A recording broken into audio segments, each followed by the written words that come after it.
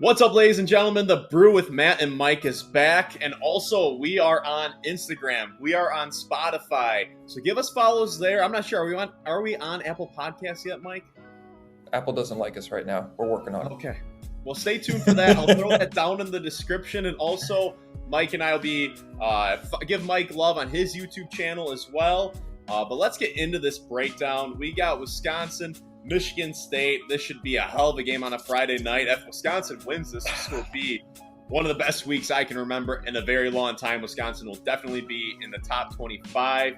Mike, good morning. How are you doing, sir? And give me just some of your keys to victory for Wisconsin.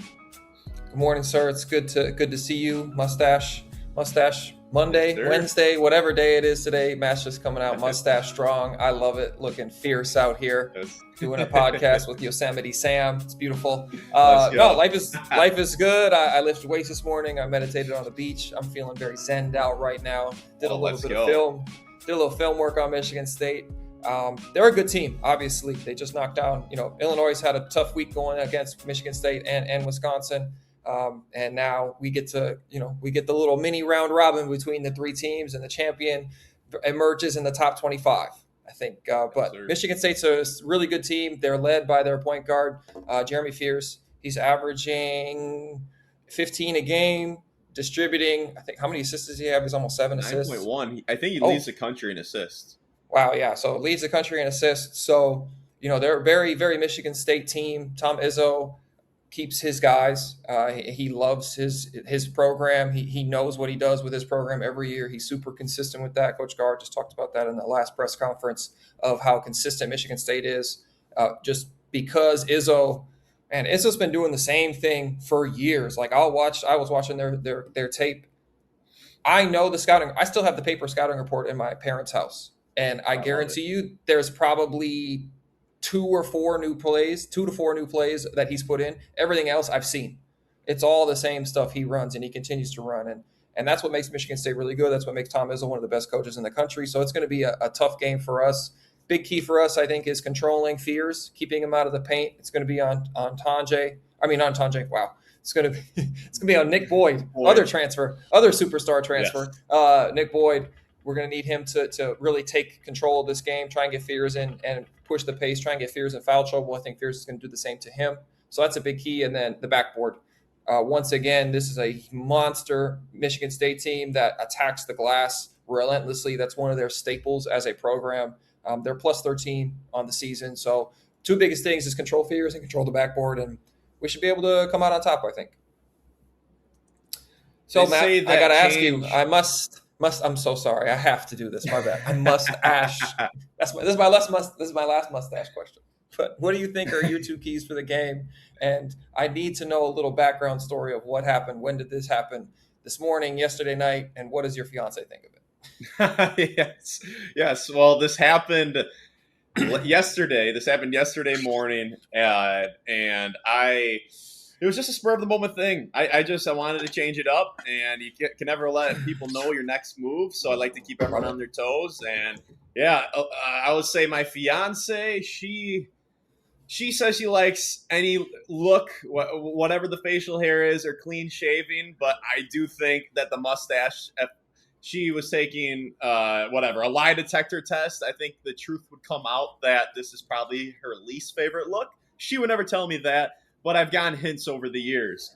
So, yeah, I think it's probably only going to last today. I'm going to go clean shaving, then probably grow the beard back out a little bit. But my 2 keys for the game. One, obviously, they say that change is the only thing that stays the same throughout life. But Michigan State, for many years now, has not changed too much at all.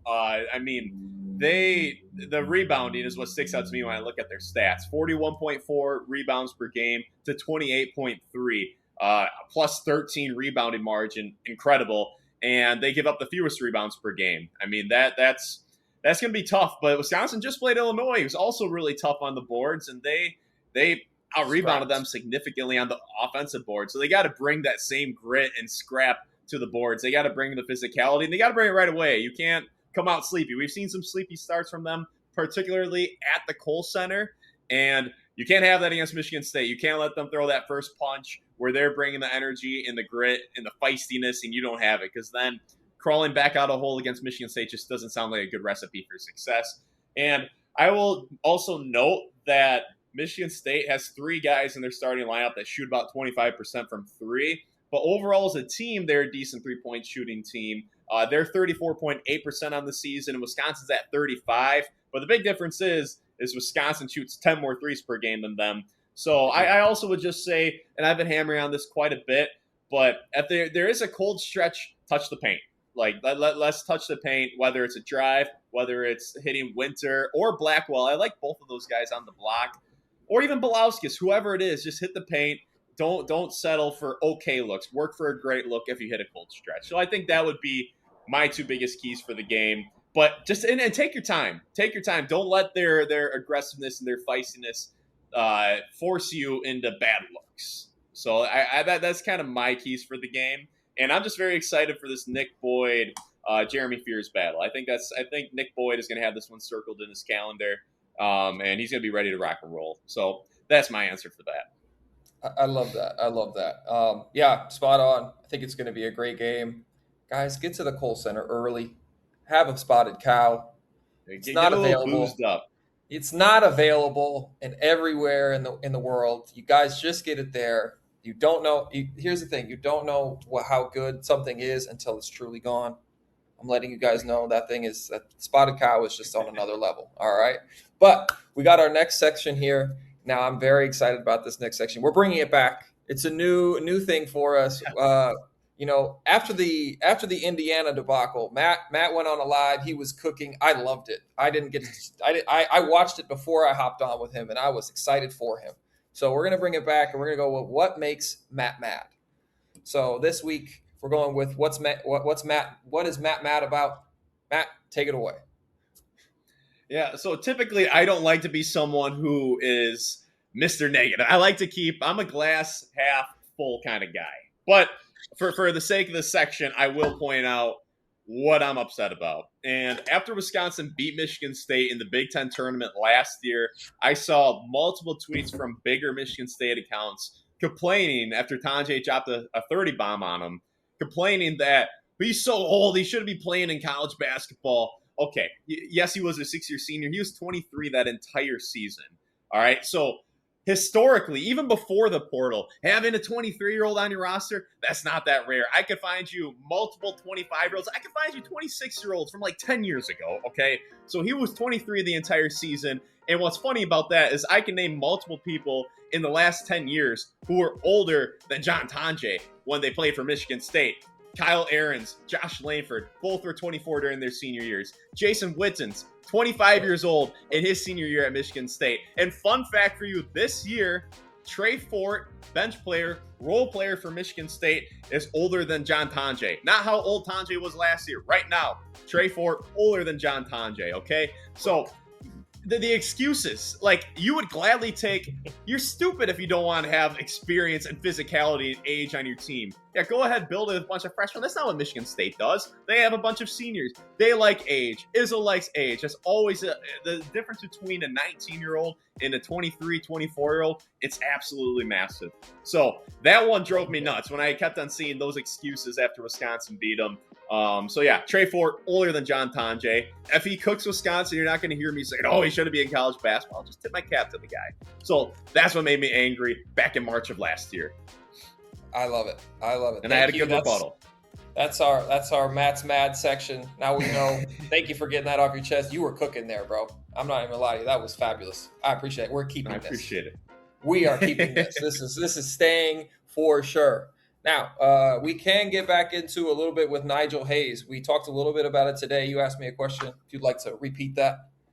Yes. Yeah. So, and I want to preface this before I ask this question. There's absolutely zero disrespect coming from me to Nigel Hayes. I have the utmost respect for him, and I made a video about this. He was in the NBA for 1 year as a rookie, kind of just had a cup of coffee, and he then went overseas starting in 2018 and played incredible. And had a great 24-25 season. I think won the EuroLeague championship, was the MVP. I mean, that is hard to do. People don't understand how high level the EuroLeague is. The next best league after the NBA, easily. and he played incredible, and he got a contract and was playing for the Phoenix Suns, but unfortunately, he did struggle in his opportunities that he played in this year. And now he's back overseas. He's going to be making a lot of money, so good for Nigel. Congrats on making it back to the NBA. That's something to be very proud of. It's not easy. It's very political, as Mike was telling me off camera. But my question for Mike was, if I plopped you down in the NBA right now, Mike, who's still playing professionally, could you do as good, if not better, than Nigel did? The answer is no. Nigel Hayes is a better basketball player than me. I have no problem admitting that. He has worked his tail off his whole career. He's a EuroLeague MVP. He was the MVP of the second best league in the world. And, depending on who you talk to, Nigel can be in the NBA. He could get minutes. We did some research on his career and his statistics, especially this year. He had basically 3 opportunities to get into games and find flow and find rhythm. He had a couple games of 14 minutes. His best game when he played 21 minutes. That was the most he had. So he basically had a full game condensed into 3 games, and he did okay. But the other times, less than 10 minutes, 5 minutes, 2 minutes, 3 minutes. As a basketball player, it's one of the hardest things to get into the floor and try and make an impact on a game, and especially on the NBA floor, because it's an entertainment business. There's a hierarchy to this. Certain guys who make more money than you are going to just get opportunities based off of how much money they make. There's coaches that need to give you opportunities. Guys talk about all the times on podcasts, hey, I wouldn't have stayed in the league if this coach didn't like me. Or, hey, I got this opportunity because this guy got hurt and I just played well enough to stick. And, to stay in the NBA, especially after coming back to the NBA and finding a roster spot, is very, very, very difficult. I think one of the few guys I've seen do it is Jock Landale. He played in EuroLeague. He played in the league when he was younger. He played in Australia. He's big. He's moved around the league. He's a journeyman. And he's one of the few guys I've seen come back to the NBA and really, really stick, because he's got multi-year contracts over the last 4 or 5 years. But, Nigel Hayes is an absolute bucket. He's a super hard worker. I got to play him when he was in Zalgiris. Really? I was playing in Lithuania. We played against each other. I had 20 that game. We still lost. It's okay. They were coming off of a double week from a EuroLeague week, so they kind of took us a little bit lightly. They still ended up beating us. So I played against Nigel. He's absolutely fierce competitor. If you ever get a chance to watch some of his highlights, I guess, especially when he played for his Turkish team in Fenerbahce, he's played in Barcelona. He's played for all world clubs. Like, for people who don't understand European basketball, Barcelona, Fenerbahce, Real Madrid, Panathinaikos, Olympiacos, those 5, think of them like the Lakers, the Celtics, the Houston Rockets. You get into any like legendary legacy franchises, the Utah Jazz when they were going through stuff. There's legendary franchises that are over there that have been going on for years. And Nigel's played on almost all of them. And big shout out to Nigel. He actually just signed a huge contract. He's going to be the 4th highest paid player in Europe. He's making about 15 million euros. Sorry to put your money out there, but it was just it was a public post, and I'll let you know that. But he's getting 2 years, 15 mil, and Panathinaikos in Athens, Greece. They won the EuroLeague last year. He's going to play with a guy named Kendrick Nunn, TJ Shorts. There's a whole bunch of ex-NBA talent littered on his team. They are super good, and they just added the EuroLeague MVP from last year. My money is he's had a really good opportunity to go and win a EuroLeague championship again in a great city, in a great situation. So I think if he were here to say something like that, he would say, like, you know what, I had my opportunity. I made it back to the league. I did everything I could. I think he just wants to go play basketball now. He wants to go hoop. He wants to go be that guy. And he's not going to get that chance in the NBA. But when he goes to EuroLeague, Nigel Hayes is that dude. Like, no questions asked, he's that dude. So shout out to him. To answer your question, no, couldn't do it. He's a bucket. He's a tough player. He's better than me. He's made a lot more money than me too. So I'm willing to admit that. Is he better than Prime Mike? Yes. Okay. Prime Nigel is for sure. Like, I'm trying to tell you, Nigel, like, I'm a good player. I'm in the building with Nigel. It's not that I'm not. He's just a couple floors above me. And that happens. Like, life happens. He's put in the work too. That's the thing. He's a high IQ guy like you. Super high IQ. I would say I've put in a lot of work in my life. I can probably say Nigel probably put in more work than me. And I don't even have to say probably. He put in more work than me. There's stories. He put in more work than just about everybody. Yeah, like it's. I don't think I could outwork him if I tried, because he is. I'm a psycho, and He's on another level, dude. So, and that's how he got there. That's also he had some some physical abilities that allowed him to, but he really outworked people for everything he's got. So I'm super happy for him, and I think he's had an amazing career. He's got to live all over the world. He's done a lot of the same things I've done. So I have such an immense respect for Nigel. And it was cool for him. I was super happy when he signed with the Suns. I was like, oh, I knew that was something he wanted to get back to prove, hey, I belong in the top 400. Sometimes it's the top 400 in the world. Yeah, if you get into the top 1,000, 400 through 1,000, they can all make the roster. It's not that they can't. It's just who likes who and who wants what, and a lot of political games going on in the NBA. It's not all just about talent, and that's true in any professional league. There's always politics that go on when there's money exchange for performance. Always. 100%. And before we go to the last topic, we're going to go trip down memory lane with Michigan State. But I just want to throw out, as Mike said, how consistent Michigan State is. I do have a lot of respect for what Tom Izzo has done, just retaining his players, one, and then two, how much they've improved. I mean, a lot of these guys, like, they've been around for a long time. It's like watching an old game where it's like, oh, yeah, that guy's still there. That guy's still there. You don't really see that too much. And you got, Carr's improved a ton. Fears has improved a ton. Kohler, both Kohler and Cooper, they're bigs down low. Like, they played as freshmen, like 10 minutes per game maybe, and now as seniors, they're both very good players. So I just respect it. That's old school. They kept their head down, stayed at the same place, and got better instead of transferring after not setting the world on fire as a freshman, which is very cool to see. And then to finish this episode off, I want to ask Mike, what's a fond memory or just a memory against Michigan State? One of my favorite memories that I have against Michigan State, it wasn't necessarily in a game. Like, I had a lot of good memories about them, but I also have a lot of bad memories. This is the only place I lost. Like, Michigan State was the only team I think I had a losing record against, as well as I never won. It's the Breslin Center, right?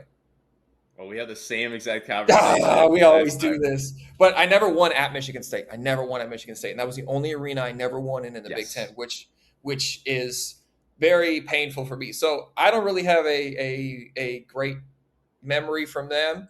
The one thing I do remember is we beat the brakes off of them at the Kohl Center my sophomore year. Like, I think we shot like 46, 47% from three. Jordan Taylor had 20. He was nasty. We had John Lure. He was giving Draymond Green the business. And we ended up beating them there. And they were struggling. They were super struggling that year. Barely made the tournament. And I just remember Draymond Green after that game, he came out and he said, man, we're not going to make the tournament this year, guys. Like, we're definitely not making the tournament. They just bust our ass. Oh, and my absolute other favorite one. This is in a game. We were at Michigan State my sophomore year. We should have won that game. We totally messed it up. Keith Appling hit a big shot for them. But I remember there was about a 12-minute stretch, maybe an 8-minute stretch, where John Lure gave the business to Draymond Green. He was cooking him. And I just remember I was sitting on the bench, and I remember looking over. John scored, and you can hear the place dead silent, and Tom Izzo screaming, John Lure's busting your ass, Draymond. He's busting your ass. Dead silent. Everybody heard it. Draymond looked over mad as hell. That was probably one of my favorite in-game moments that I can have, but I do remember that we beat them soundly as a sophomore and almost ruined that. So do remember that. Just a couple of Draymond Green moments, which are always entertaining because, he's a high-profile guy, but that was definitely something that was fun. Yeah, we got to see, will Fears make Draymond proud and kick anyone in the nuts or swing nonchalantly, like just have his back turned and just swing on someone? Time will tell. Time will tell if Fears can take after the Michigan State great. But it is really too bad that John Lure got injured after he signed that nice deal with the Pistons. He had his best year with the Pistons, and unfortunately it didn't last too long because he just got injured. But people don't realize Lure is one of those guys. You look at a guy in John Lure who was a late bloomer. He was a point guard. So then he grows to 6'10", and he could put the ball on the floor. He could shoot. He had that beautiful jump hook. He was agile. And there's this quote I always remember from Draymond Green, and this is like the height of Golden State, and maybe 2018 he said this. But someone asked him, who gave you the most trouble? And Draymond Green said, and I quote, contrary to popular belief, I wasn't a great defender at Michigan State, and the one guy that gave me all sorts of trouble was John Lure. He was agile, good with the ball, and could shoot, could post up, and now he's in the NBA with the Pistons, in parentheses. And I've just given away my secrets that I have trouble with him. I never told him that before, but I suppose deep down he already knows. That's an awesome quote. That's very cool. Facts. For John Lure, because Draymond is easily a Hall of Famer. Great player despite being a bozo on and off the court. But what I will say, we wrap this up, the last thing I want to say while you were there, trip down memory lane, and this isn't a fond one for Badger fans, but your junior year, I believe, when Ryan Evans hit that game-tying three to send it into overtime, and the clock above the shot clock said zeros on the time, and then like the ribbon, like between the first and second deck, the ribbon said 0.1 seconds left, and Bo lost it. Bo would get angry, but that was probably the most angry I've ever seen him.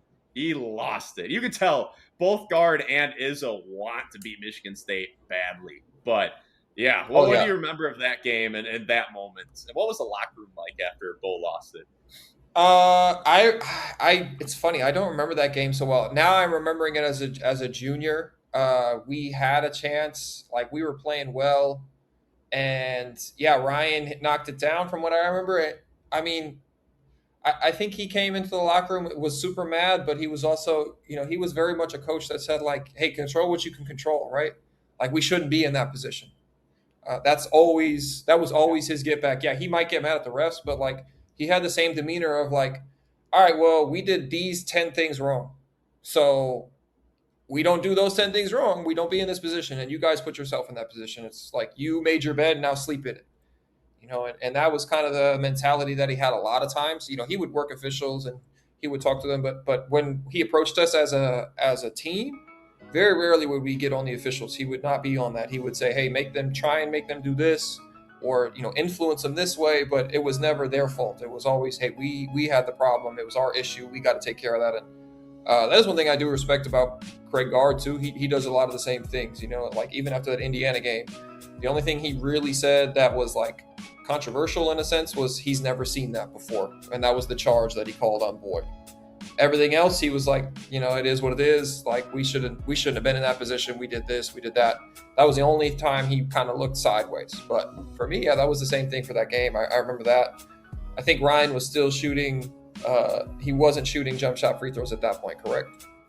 No, that was your junior year. Yeah, he had 3 solid seasons at the line, like 70-ish%. And then it's the strangest thing. Yes. The strangest thing. Like, I've never been a part of something like that, but we can cover that another time. Yeah, but that was an interesting time. But Mike, this was a quality episode. Once again, show Mike's channel some love. Follow our pages on Spotify, Instagram. It'll be down in the description. We will see you soon.